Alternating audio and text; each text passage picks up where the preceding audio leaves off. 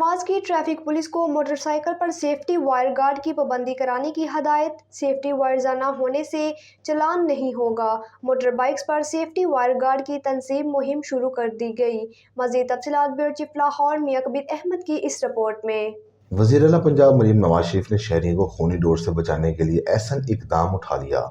Motor bikes पर safety wire guard की तंसीब मुहिम का आगाज कर दिया गया। वज़ीर आला मरीम नवाज ने ट्रैफिक पुलिस को सेफ्टी वायर गार्ड की पाबंदी कराने की हदायत कर दी।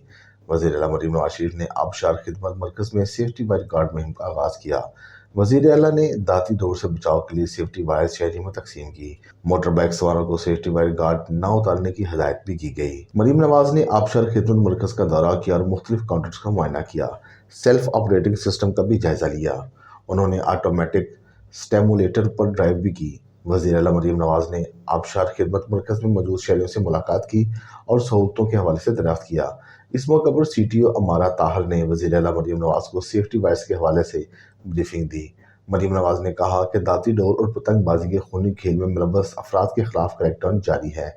किसी को अवाम की जिंदगियों से खेलने की इजाज़त नहीं देंगे। उन्होंने ब्रीफिंग में बताया कि सेफ्टी वायर्स न होने की वजह से चालान नहीं होगा। ये अवाम के तहफ़्फ़ुज़ के लिए ज़रूरी है।